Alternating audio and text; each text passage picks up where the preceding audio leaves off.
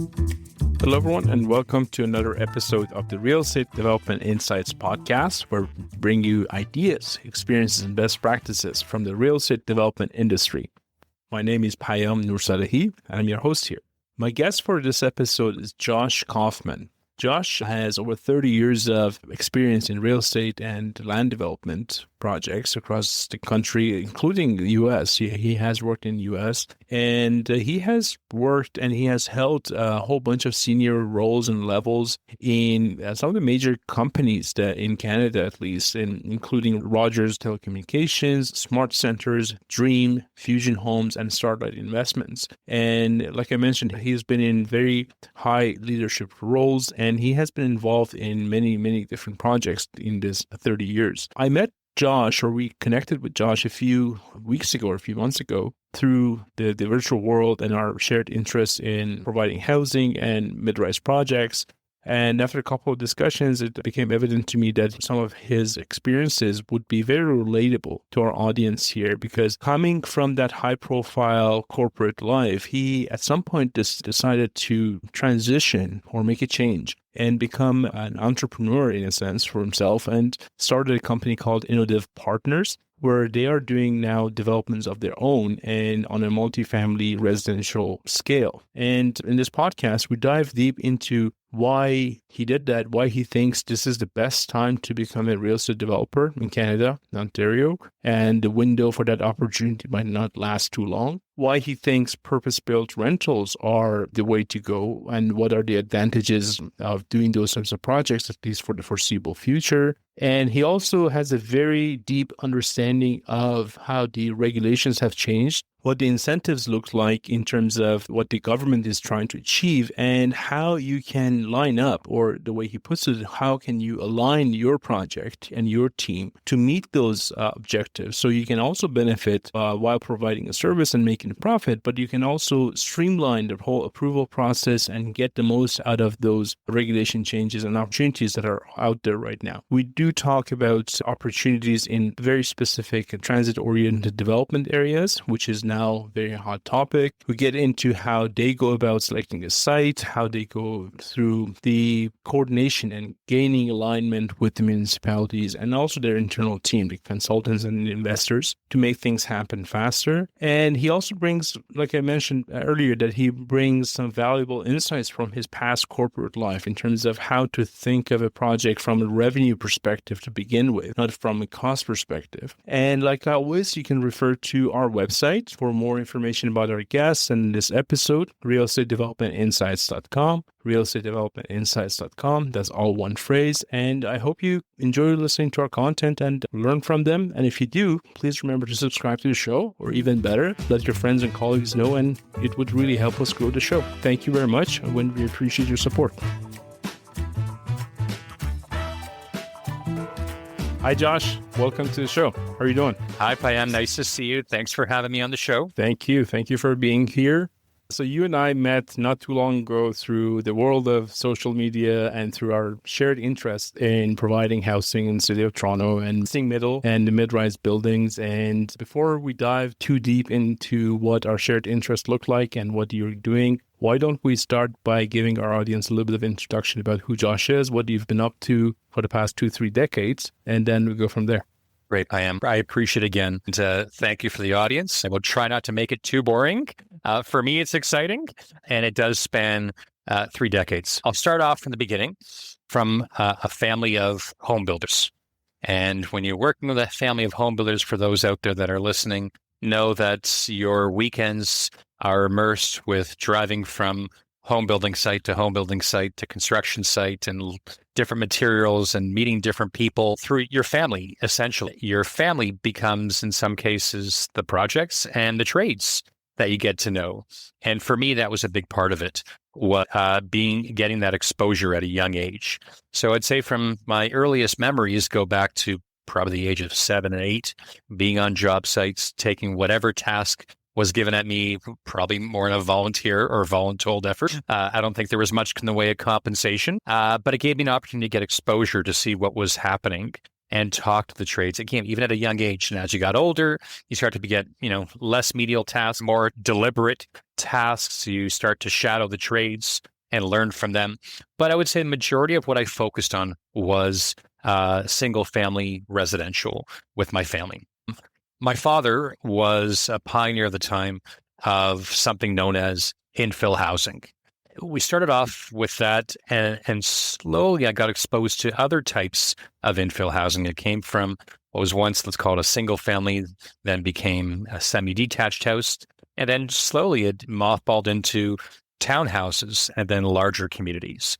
So I like to say that my family was on the cutting edge of doing missing middle housing, which is essentially what it was, going into built-up environments and creating these new opportunities to create housing choice, housing variability, and housing affordability. I had the bug early, obviously, given that exposure, and it led me down the path of an education at Western Ontario, then went to Ohio State University and got a master's in city and regional planning.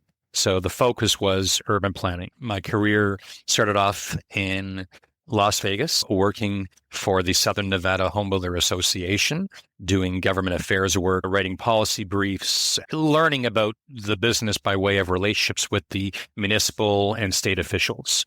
So I had exposure to that. Came back to Toronto and got a little bit further into more of project management. I was doing a lot of telecommunication management. It was all related to real estate, but it was a little bit of a different angle. Over the years, I moved into different areas focusing on communication, whether it was working in New York, back in Toronto, but it was communications focused, I would say, for the first, let's call it 5 to 7 years. In 2005, I had the good pleasure of meeting folks from a company called Smart Centers. And I really got my first taste of development on a large scale, because I was doing at that time was commercial shopping centers. And I would say that's called the typology being single story retail commercial boxes may not have been the most exciting. I don't think I was winning too many design awards for what we were doing. But what I took from it was an exposure to various municipalities. And I had an opportunity to deliver those boxes or those retail centers to different places. And those relationships I still hold today, wherever I worked. Following commercial, and that was about 10 years of my life, I moved on to work with Dream. And my focus on Dream was also commercial and retail environments, whether it was in Toronto or whether it was working in markets like Saskatoon, Regina, Calgary, Edmonton. Much of this was new commercial development supporting the new communities that Dream was embarking on. It wasn't about buying a parcel that they didn't have a connection to. It was providing the amenities and the commercial and retail fabric to support the homes that they were developing within their communities. It was a great experience. I always remember working in places like Saskatoon, where I'm getting off the plane. Or actually, I shouldn't say, let me step back a bit. And I remember the person that I reported to was a great leader by the name of Jason Lester. And I remember one of the first days that I met him, and he told me about the projects I'd be working on. And he said, have you been to Saskatoon before? And I said, no. And he goes, well, do you own a parka? I didn't quite understand what he meant at that time until I got off the plane and I landed in Saskatoon. And I don't think there was any jacket I could have bought or parka I could have bought that would have kept me warm enough at minus 50-degree temperatures. It was quite amazing. That said, no matter what environment I was in with Dream, it was a great experience. We were thankful we delivered some great projects. Again, both Toronto with projects like the Canary District that I had a big part of in terms of that evolving retail, to, again, markets in Western Canada and predominantly in the prairies. All that was great. I worked on some phenomenal projects. And then I had an opportunity to turn my attention to more back to my, let's call it, original roots, which would be residential. So channeling back that, infill developer that was my father, my family, and working with them. And here's an opportunity to go ahead and do infill development. And I was working with a great company, Starlight Investments, and the related affiliated company being Starlight Developments. We were building purpose-built rental projects across the country. And I had a phenomenal opportunity. A lot of it was, I call it the tower in the parking lot, as opposed to the tower in the park. because many of the projects were existing sites that Starlight had owned, existing buildings, and there was opportunities based on the fact that these were projects dating back to the 60s and 70s, where there was excess parking or excess land that one could introduce infill developments. There's that word again, infill. So I had that opportunity to work with them for 5+ years, and it was great. The markets I was exposed to was everything from predominantly BC, so it's called Vancouver Island, Lower Mainland BC, and then moved my way over, obviously, to do a lot of work where our headquarters are, which is Toronto and Ontario. So great exposure. All that was purpose-built rental. I would say helped deliver thousands of units and made our mark. Starlight being the largest asset manager and owner of purpose-built rental properties in Canada and one of the largest developers, gave me an opportunity to really spread my wings and touch several projects. I think in our heyday, there was probably 80+ projects that were on the books for development. So just a tremendous opportunity. Recently, parting from Starlight, I looked to create something of my own. And on my own, meaning with a partner and someone that I've had a relationship with as a friend for 35+ years, we had an opportunity to really do our own thing and address housing the way we want to. And that was the creation of InnoDev Partners. And InnoDev Partners really was about finding projects that are in transit-rich, amenity-rich locations that are promoting walkability, that have less dependency on a vehicle. I believe that this is a huge opportunity that for the community, especially in the purpose-built rental side, that is wanting to live in the city and afford life in the city, there's a huge opportunity. And I think that the vehicle sometimes becomes, let's call it a disincentive to affordability, given the high costs associated with owning and operating a vehicle. So if we can create projects that are going to be closer to transit, that have less dependency, that means we as a developer don't have to deliver as much parking. And I would say parking in some cases is it's an obstacle. It can hinder the project.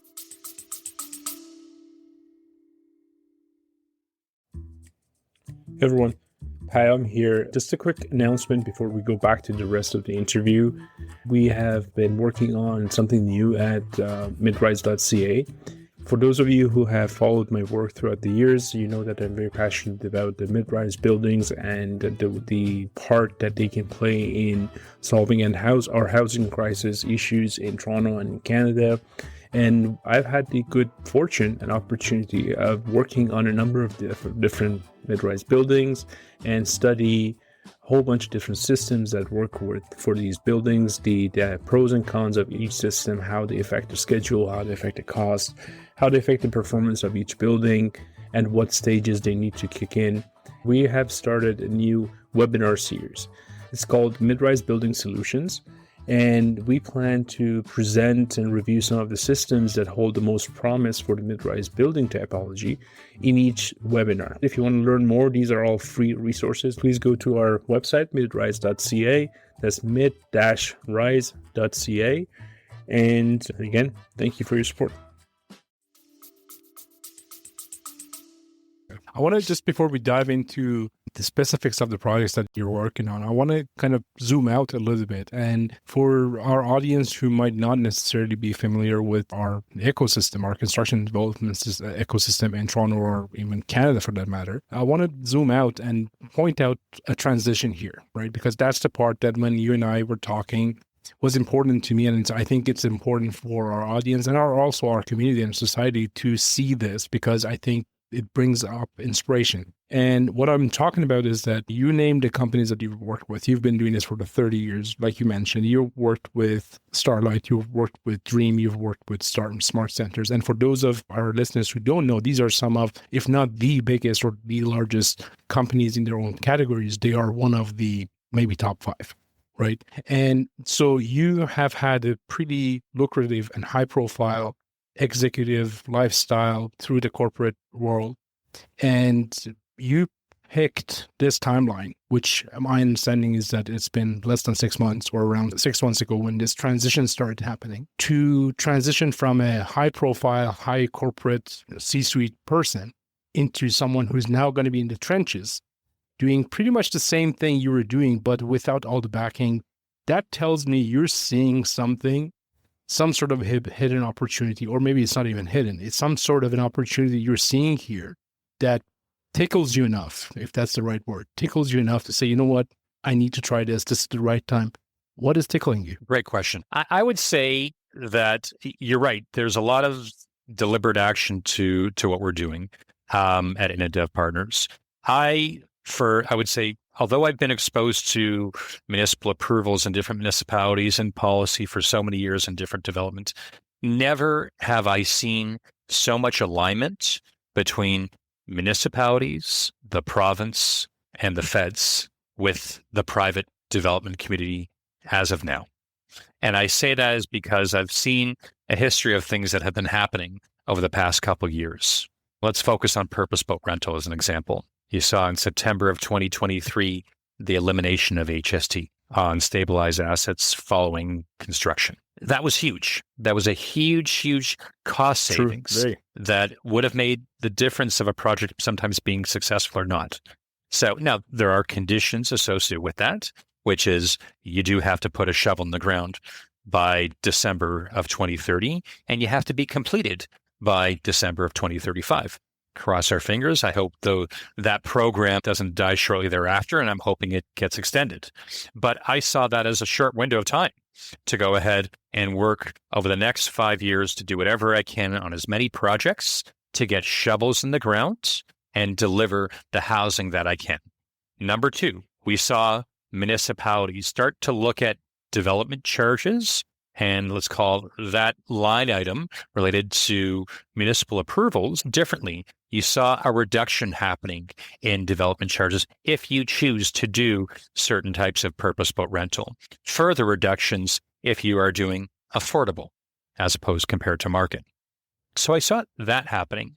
I also saw the province stepping up in a huge way and trying to put policy together and through different bills that are promoting intensification around major transit station areas. So I saw that. Well, now we've got big brother, big sister, big mother, big father, what do you want to call it, on top, basically saying to the municipalities, thou shalt promote intensification when you're in proximity to transit, and the transit proximity being within that 800-meter radius. So I saw that as a huge opportunity. So we want to build more housing when we're close to transit.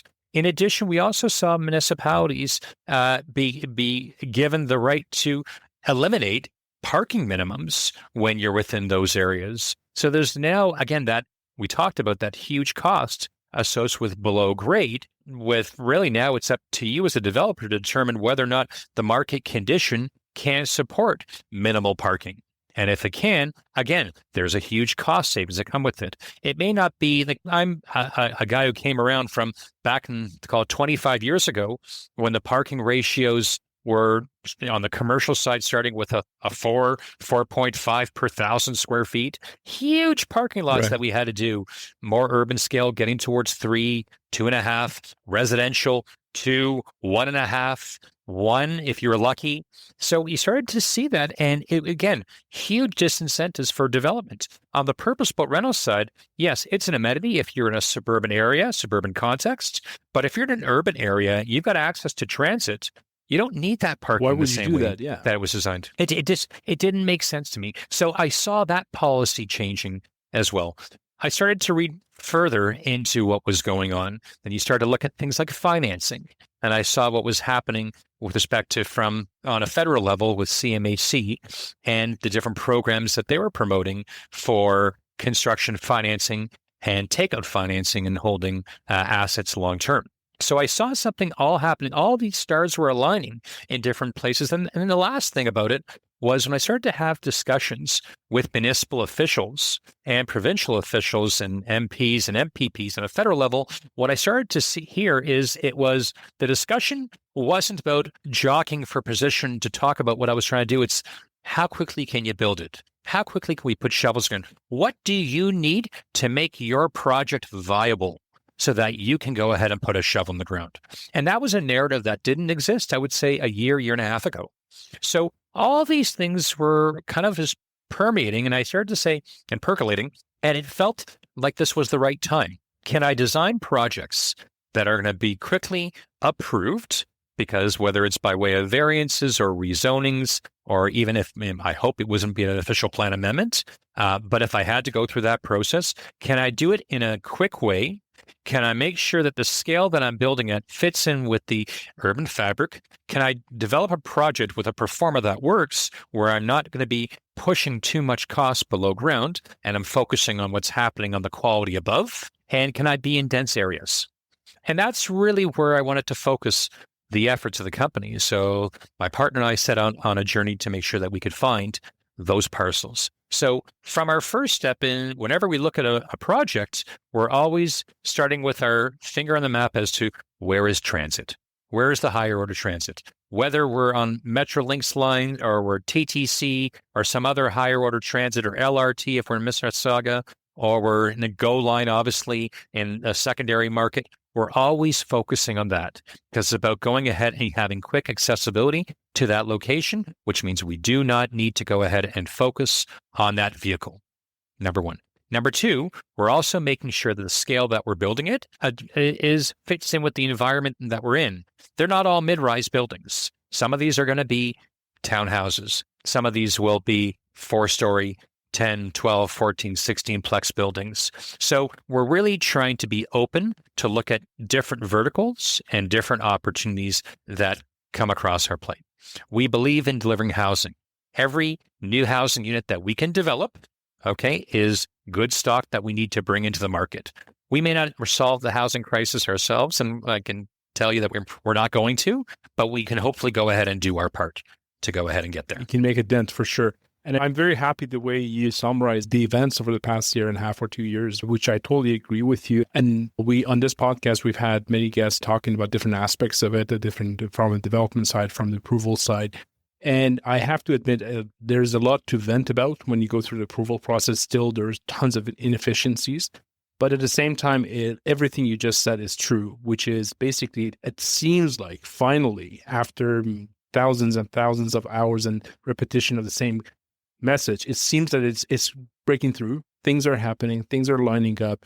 And I think one thing that I'm noticing in what you just said, and I totally agree with, and it makes sense to me, is that if you have this, now necessarily you don't need to be greedy. You don't need to be pushing the envelope. Whereas I know, especially or specifically in some of the projects that I had known about the past few years on the condo world, like you're always trying to push. And I can't blame the developers per se, because they go through 6 years of approval and they need to make every single dollar to make it work.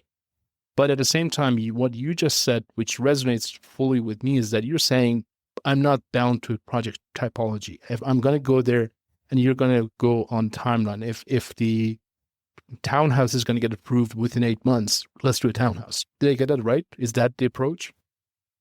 Yeah, I mean, listen, the scale has to make sense. Of course, we know there's only so many hours in a day, so it has to be meaningful. I know that I don't want to be focusing on single-family homes and semi-detached houses where I started my career, and that's just because I think we're not going to be making the impact that we need, and I do evaluate that time horizon.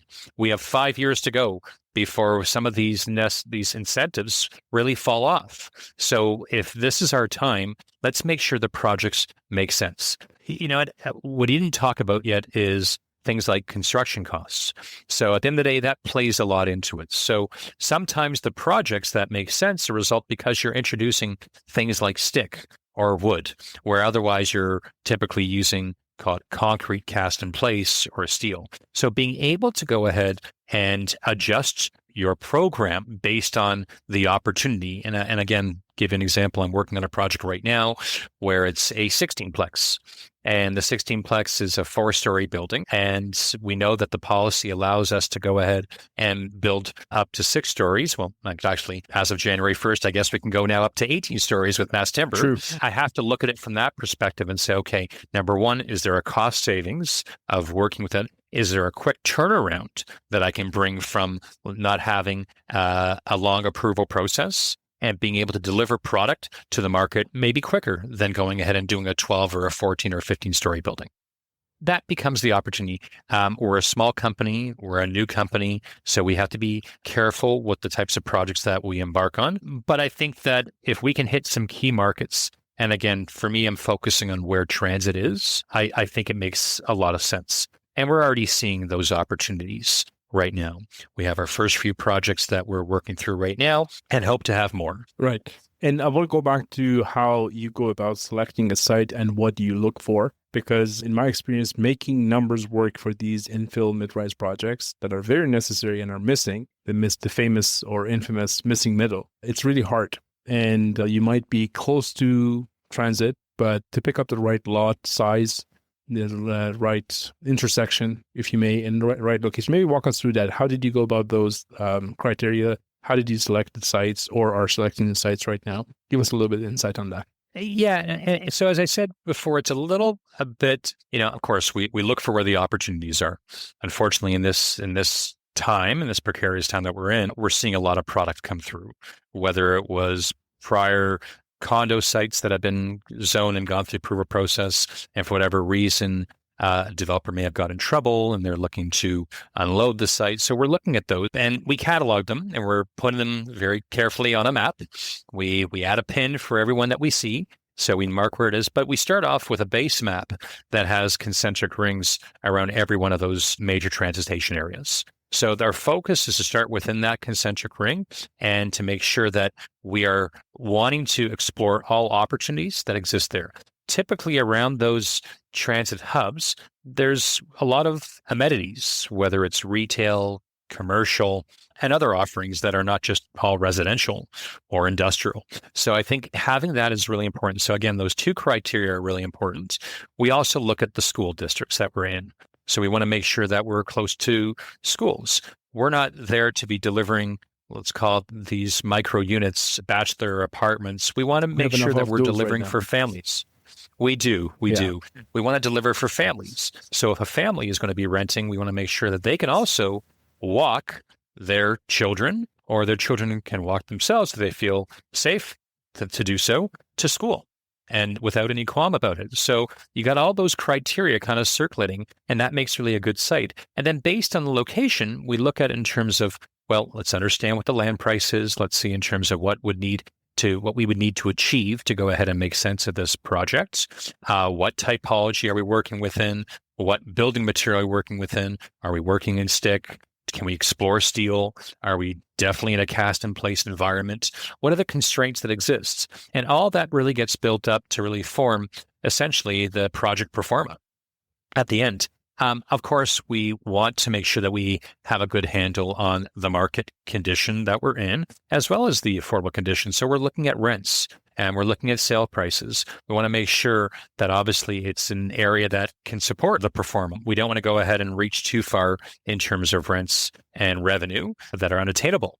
It should be attainable. It should be something that is not, let's call it, working within a small ring of opportunity. We want to obviously cast the net as large as we can, so that we have a lot of people that can look for this opportunity on a rental basis. Now, we're talking a lot about rental because that's really where our focus is right now. There are opportunities that we've looked at for doing condo and strata titled, and to be honest, we can't make sense of it right now in this market. So as a result, we're trying to stay away from it. It's a different equity stack and it's a different type of pro forma doing purpose-built rental versus condo, but we believe that there's enough interests to promote and deliver this type of projects. So that's our focus. So I would say one thing as well that I've learned over the years is also that you can't design and you can't develop projects and performers off an Excel spreadsheet. You really got to have all the disciplines come together. And I'll give you an example. We had a project that was stuck. We were looking at it. It was a 10-story project, and it was going to end up being a cast in place. And we ran the numbers, and it just wasn't working. Whatever we did, this thing just couldn't pencil out, given kind of the market rents and revenue expectations, our net income, I guess that was coming from this. At the end of the day, we worked with some great trades and great contractors and on reimagining the project and saying, hey, listen, maybe you got to go ahead and drop your expectations. Maybe you don't go ahead and build to the utmost highest end of the density scale and soften it, come down a little bit. So maybe as opposed to call it 7 times, go down to 4 times and build a 6-story building out of stick with concrete cores. So that was interesting. All of a sudden, the numbers started to make a little bit more sense as we started to evaluate this project. So my point is, I'm saying is, I can't do it on my own. We're part of the team. We may be the developer. We are the ones taking on the risk ultimately, but I think bringing the right people to the table that can help us in that process is really important. And that's from the consultants, that's the contractors, that's the lenders, that's in some cases also the municipality. I mean, they're at the end of the line. They're the approval agency. Sure. So making sure that whatever you're designing works for them as well. It's a team sport. This thing that we do in the development and construction is definitely, I know on multiple projects we've ended up with like 25, 26 different consultant disciplines, and that's just the consulting part of it. So there's definitely no shortage of people and expertise that is needed on a project. And like you mentioned, the municipalities and the city, the town or region that you're working with, they eventually should benefit. Like they will benefit from these developments. And it's just, I think the word that you mentioned, alignment, which is becoming more and more, I guess, tangible these days, that, okay, like we're aligning as opposed to 5 years ago where you would have been more so considered an evil developer who's here to make money and disrupt the neighborhood. I think that notion is gradually fading at least a little bit. And we're becoming part of the solution, if you may, which in truth, from my perspective, at the very least, developers are a very important service provider to the community as a whole, because like you mentioned, there's a lot of risk involved. Anyone who's ever looked at a performer knows the amount of risk that is involved. And I want to go back. I want to dig into your past corporate life a little bit. Having been in that role that you, like you mentioned, at some point you had 80 projects on the book for, I think you mentioned it was at Starlight. I don't know if you were involved in all of them or not, but I would assume you had a Rolodex or directory of projects that you could have heard about or learned about. Were there any top, let's say 2, 3, 5 serious mistakes or flags or red flags that you saw and you say, you know what, when I start my own project, I'll make sure not do this and don't do that and the other one? Does anything come to mind? Yeah, no. So I'm not going to focus on anything that was, let's call it a failed or mishap of any of the companies I work for. I'm going to turn it around a little bit. And so I'll say it from this respect. I've learned what can make a project even more successful at the end of the day from the way that you envision a project from the beginning. And I think that's important to understand. It starts with understanding, and what I've learned is you start with the revenue expectation. You really need to understand in terms of where that project is going to hit in terms of your market rent, maybe a portion of its affordable rent, your average rent, seeing where that is. And that starts it off first. Then you kind of you've already started to kind of evaluate kind of the one criteria that's really important. And then basically your stack falls from there, which is your costs. So everything has to fit. So as opposed to doing it the other way around, where you're designing a project, you got these beautiful towers that are going to cost you $550 a square foot to go ahead and build beautiful shiny glass towers, but the project can't be supported by the market rents in that particular location. So then the whole effort was futile. So you're better to go ahead and set your expectations differently. Okay, maybe we can't go ahead and put that shiny glass tower in Guelph or in Cambridge because the market rents are never going to be at a point where you can, or at least in what's called foreseeable future, at a point where you can justify that cost. So again, you lower your expectations and you design accordingly. And I've done that a few times. But I'll tell you, there's always something that comes up. And I remember it was, and I don't mind giving you his name, the chief responsibility officer at Dream, a gentleman by the name of Michael Cooper. He's well-known, well-established, one of the most successful people I know in this business. And a comment that he made to me once was, remember that it's a privilege to work in the municipalities that we're in. And I took that to heart. And I've always kept that with me wherever I am. So I may be angry and upset of how long something is taking to go ahead and build. But remember, at the end of the day, it really is our privilege. And so we are the ones who are privileged by working in that municipality. What I'd say is, maybe elaborate on that. Well, I mean, it's okay. So, yeah, so we are coming in to build in their community. Okay. They're allowing us and they're giving us the approvals to enable us to go ahead and build and develop housing in their community. They don't have an obligation to let us go ahead and develop. So that becomes the opportunity of it's a privilege. So, but I also would say something which is important to note is, and you talked about alignment before. I think at the end of a project, you are always going to reach alignment with the municipality that you're working in because it's built. You were at the groundbreaking ceremony together, you finished it, and you're at the ribbon cutting ceremony at the end, and you've got your alignment. But what's changed is the fact is, and what I've seen in my career, is that alignment is happening sooner in the project. You're getting alignment at the beginning. Okay, we know what you want to build. Yeah. How do we go ahead and execute on this project? We're not debating and navigating and negotiating for years upon years to eventually get to the same outcome. You're not doing that anymore. So we've set the policy in motion. We've set the bar where we need to.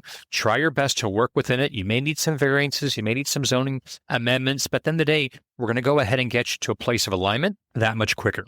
Okay. So from a timing standpoint, what's changed is that the approval process can happen that much quicker.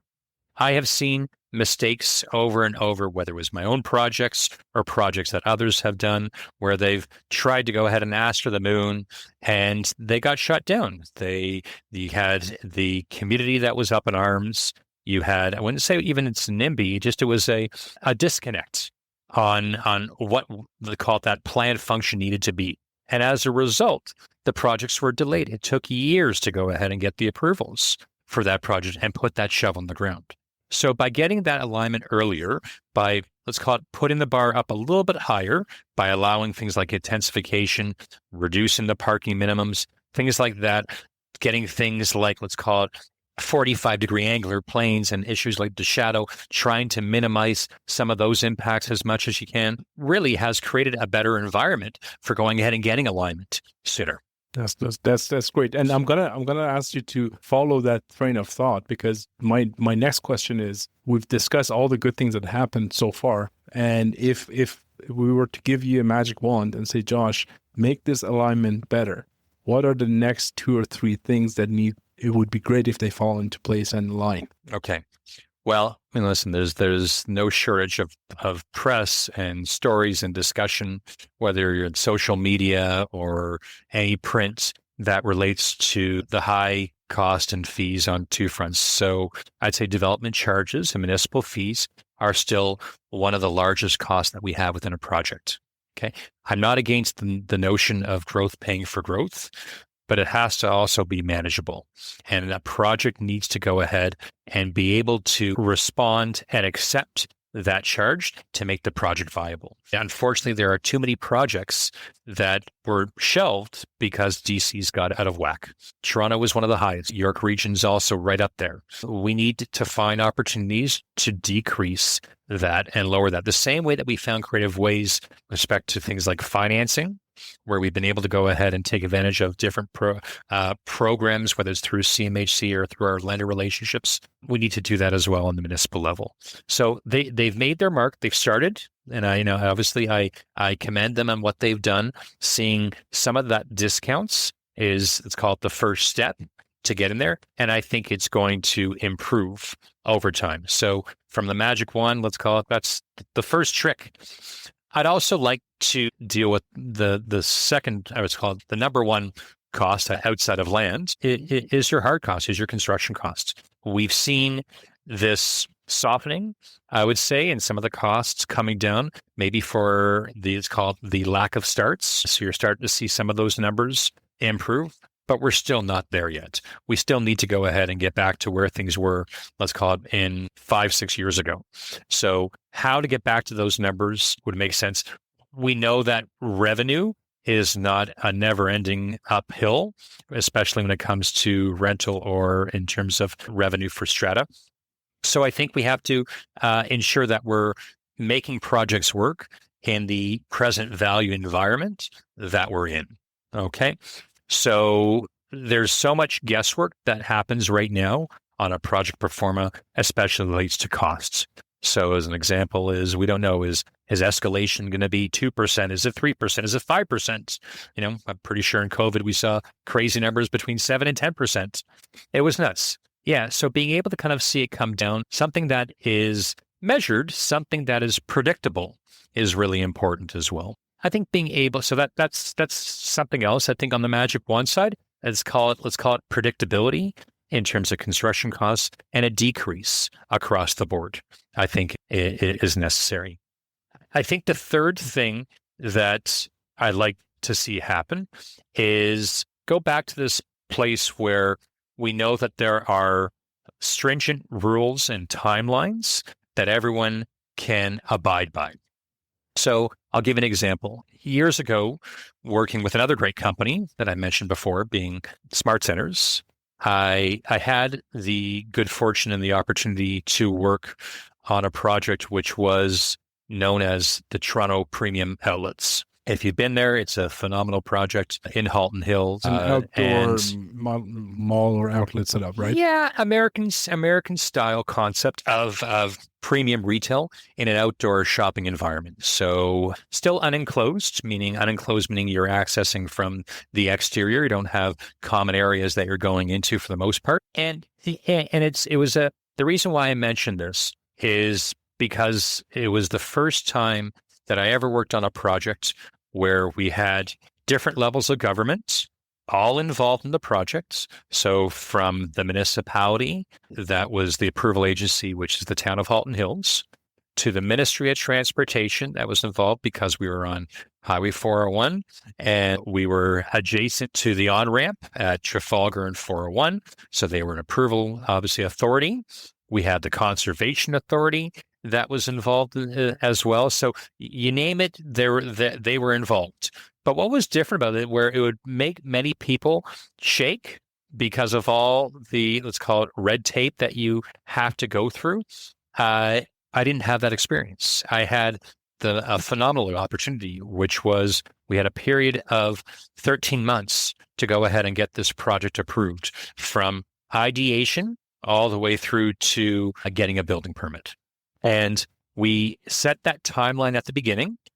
We had a great roadmap that was involved, delineating everyone's role and responsibility across the chain. So it felt like it was a relay race. You received whatever it was, the submission from the city had their prescribed timeline. Everyone was incented. There was let's call it a huge economic impact that came from this amazing retail, first of its kind in Canada opportunity. So everyone was incented to make sure it happened. You didn't want to be on the end of a call with a counselor if you're a municipal staff because something wasn't getting done in the time frame. So everyone was driven in the same way. At the end of the day, it all got done. And there were many, issues that came along that we had to navigate and go through. And I definitely had a lot more hair back then. That said, it was success. Every project can have that same amount of success if we all get together from the beginning and we agree on what everyone needs to do within the chain. And then you take full responsibility for your role within that. There's no, hey, I couldn't get to it. I'll get to it. It's the bottom of my pile. I'll get to it in a couple weeks from now because of other priorities. No. We established the priority. We knew it. We had dedicated teams that were there. We had a liaison that was working within the municipality to ensure that on a weekly call that I was having, that things were going in the right cadence and process. That was it. There was no strong arming that was coming. We were all just working in complete alignment, and it got delivered. That's the way you deliver projects. We all know that we have a critical role to play. So given we all have a critical role, take responsibility for the role that you have, agree on your timelines from the beginning, and whatever it takes, make sure that you deliver. I really like that concept because it also touches on something else that has been happening, at least in Toronto, for the past few years, and that is the feeling of being on the same team that you're talking about in that particular project.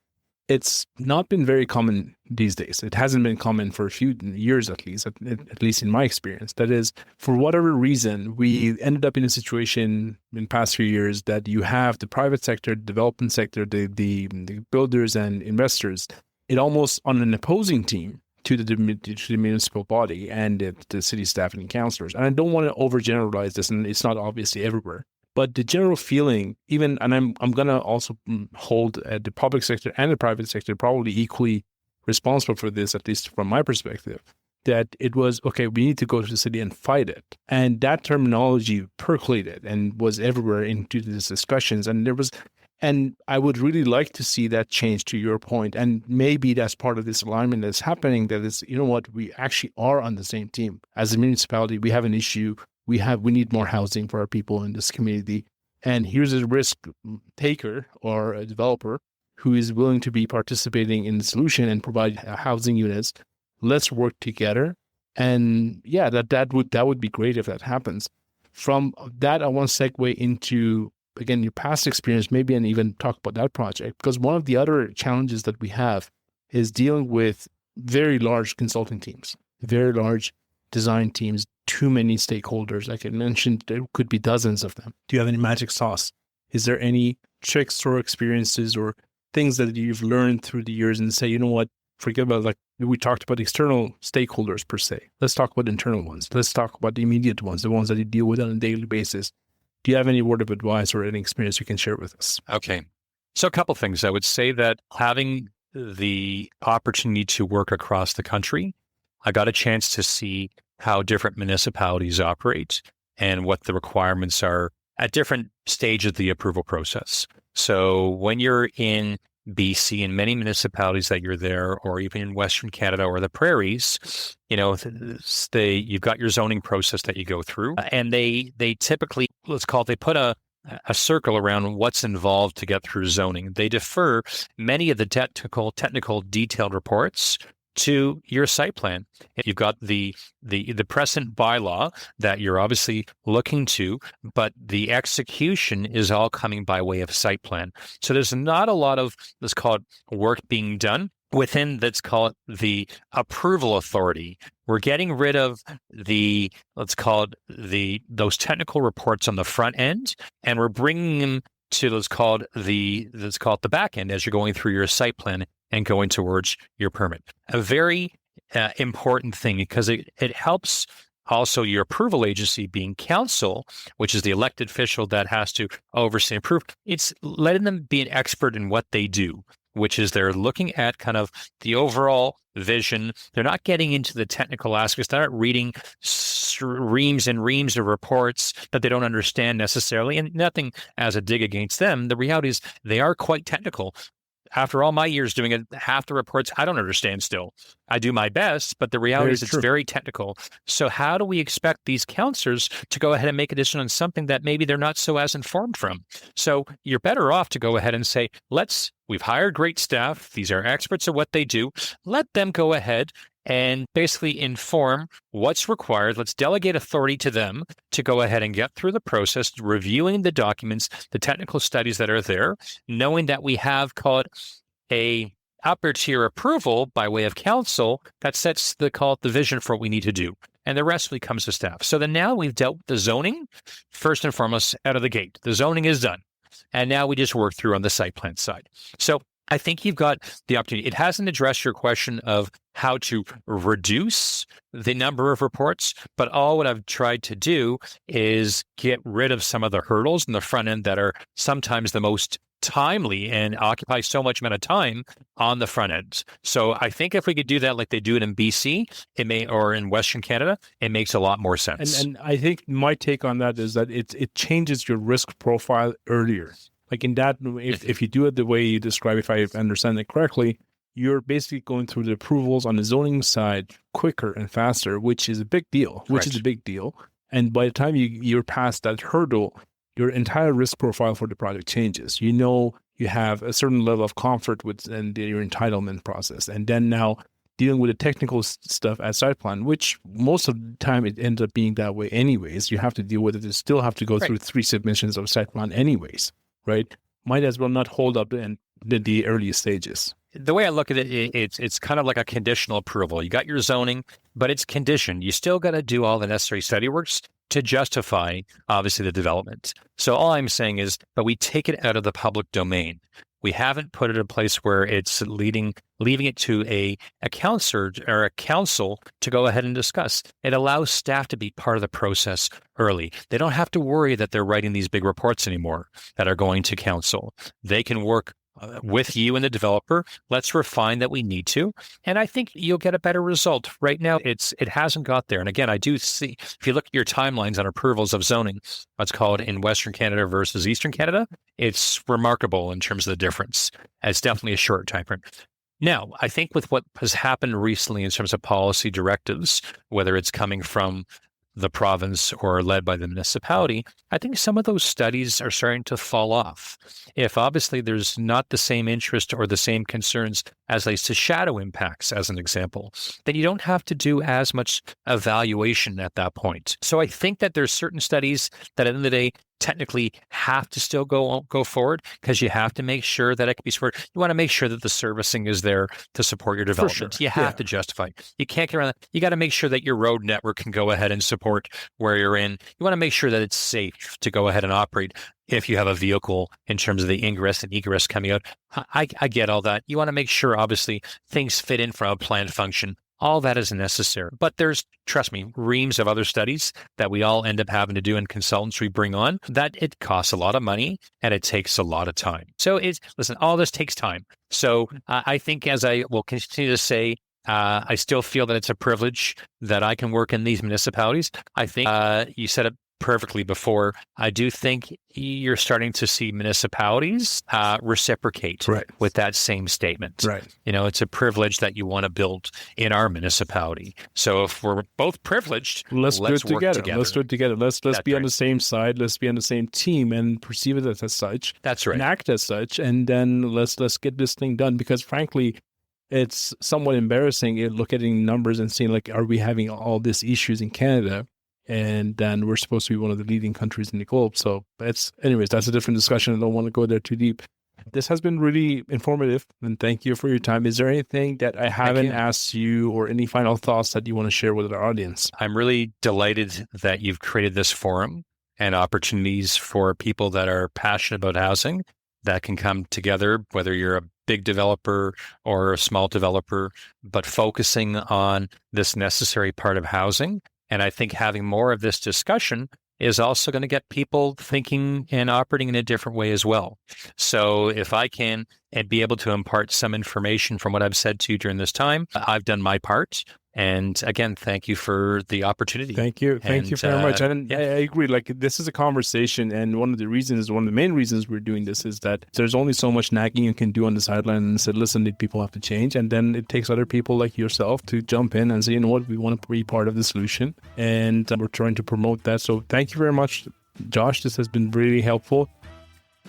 Just one last thing before you leave. We've created a document called Real Estate Development Toolbox, which you can download for free from our website at realestatedevelopmentinsights.com. This document is basically the result of us asking our network and our listeners, what is a top tool that you use on a daily basis to keep yourself aware of information that's going on in the industry, the changes, the trends, the technologies, the regulations, and or if you with the tools that you use to make sure that you deliver quality results to your clients and customers, the tools that help you with productivity in what you do, and also any specialized softwares that you think are useful to share with others. So if you think there are resources that you're using on a daily basis and you would like others to know about them, please make sure to let us know, and we will make sure to include it in the next iteration of this toolbox. Thank you very much, and I hope you find this document useful.